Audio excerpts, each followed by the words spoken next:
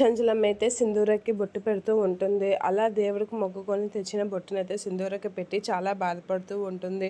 బాధపడుతూ చంచలమ్మ అయితే చాలా ఏడుస్తూ ఉంటుంది. అలా బయటికి సింధూర దగ్గర నుంచి బయటికి వచ్చి వస్తున్న చంచలమ్మతో అయితే చంటి ఇలా అంటూ ఉంటాడు, అమ్మగారు అసలు చాలా ఇదే అయ్యింది, చంపడానికి ట్రై చేశారు, మారువేషంలో వచ్చి చంపడానికి ట్రై చేశారు సింధూర అమ్మాయి గారిని అనేది అంటూ ఉంటాడు చంటి ఏడుస్తూ. ఏంటి, ఏం మాట్లాడుతున్నావు, మారువేషంలో సింధూరని చంపడానికి వచ్చారా అనేది షాక్ అయి అడుగుతూ ఉంటుంది చంచలమ్మ.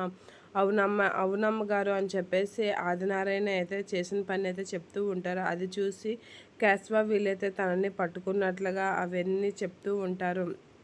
ఇక ఆదినారాయణ అయితే వాళ్ళని తప్పించుకుని అక్కడి నుంచి వెళ్ళిపోతూ ఉంటాడు. అదంతా విన్న చంచలమ్మ అయితే కోపంతో రగిలిపోతూ ఉంటుంది. ఇక చంచలమ్మ కారు తీసుకుని అయితే విజయమ్మ ఇంటికైతే వెళ్తుంది. వెళ్ళి తన చేతిలో ఉన్న గనను పట్టుకొని అయితే లోపలికి వెళ్ళి విజయమ్మ అనేది చాలా గట్టిగా అరుస్తూ ఉంటుంది.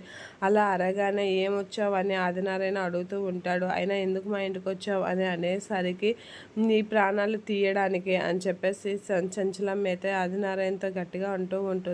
అలా అనేసరికి ఏం మాట్లాడుతున్నావు అని అనేసరికి ఏం మాట్లాడుతున్నానా అని చెప్పేసి చంచలమ్మ అయితే తన చేతిలో ఉన్న గన్ను తీసుకొని ఆదినారాయణకి షూట్ చేస్తూ ఉంటుంది. అలా ఆదినారాయణకి షూట్ చేయగానే ఆగు చంచలమ్మ, నువ్వు తొందరపడుతున్నావు అని అనేసరికి టక్కన షూట్ చేసేస్తూ ఉంటుంది. ఇక ఆదినారాయణ అయితే తప్పించుకుంటూ ఉంటాడు. అలా తప్పించగానే విజయమ్మ వాళ్ళ నాన్నకైతే ఆ బుల్లెట్ తగులుతూ ఉంటుంది. అలా తగలగానే అమ్మ అని గట్టిగా అరుస్తూ ఉంటాడు ముసలోడు. అలా అనగానే చంచలమ్మ అయితే అలా చూస్తూ కోపంతో రగిలిపోతూ ఉంటుంది. అయినా చల్లారకుండా ఇంకా గన్ షూట్ చేస్తూనే ఉంటుంది. ఇక ఆదినారాయణ వీళ్ళందరైతే వాళ్ళ మామయ్య దగ్గరికి వెళ్ళి చూస్తూ ఉంటారు.